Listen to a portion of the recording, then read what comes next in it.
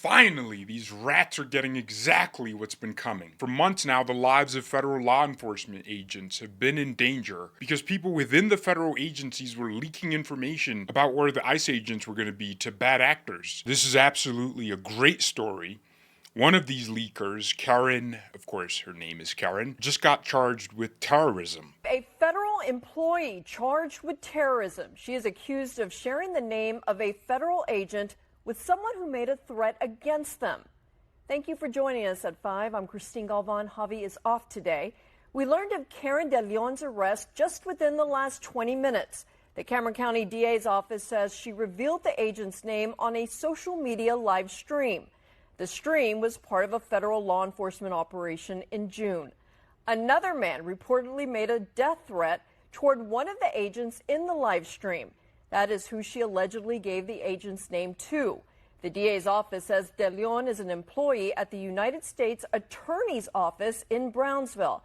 She is charged with terrorism and tampering with evidence. Terrorism is a massive charge. I would assume it's for providing material support for terrorists, which means she's facing up to 22 years in prison. Isn't it sad that we pay taxes, give people like this a job, and they turn around and endanger the lives of other government workers? If something happened to those Border Patrol or ICE agents, she would have been 100% responsible. And by the way, she's not the only one that's done this. Since Trump came into office in January and ICE and Border Patrol started doing interior enforcement for immigration, we have seen leaks like never before. There's even a website, I don't know if it's still up, alerting people where ICE agents were. Who do you think was leaking that information? People like this disgusting lady right here. Here's the timeline. January 21st, initial ICE raids begin, and then the leaks immediately emerge. Details of a Chicago raid leaked to the media, forcing the raid to be postponed. The DHS launched an internal probe into who the leakers were. By the way, does it violate the First Amendment if we had a law stopping journalists from publishing information that could endanger the lives of law enforcement? If you're a lawyer, please let me know, because I think we should do that. February came, leaks escalated, and criminal probes were announced. And leaks were coming from all directions. The FBI, DHS, and other agencies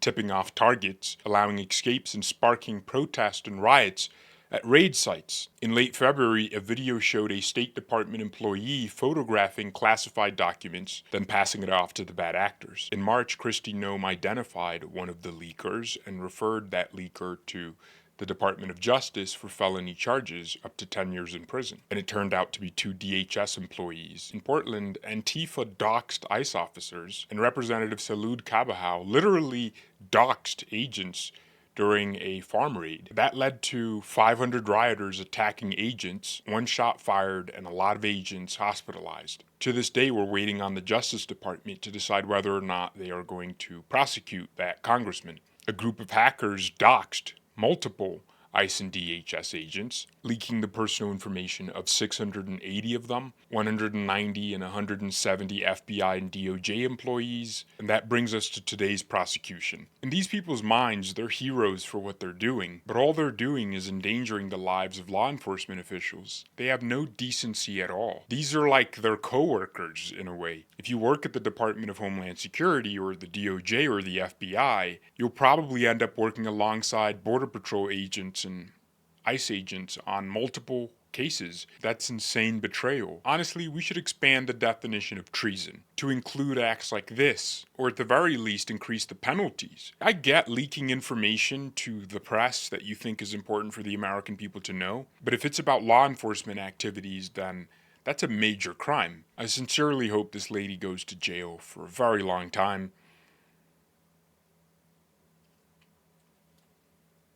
My gosh, my eyes are red. I spent like 10 hours yesterday on the computer, so that explains it. Thank you all very much for watching. God bless and goodbye.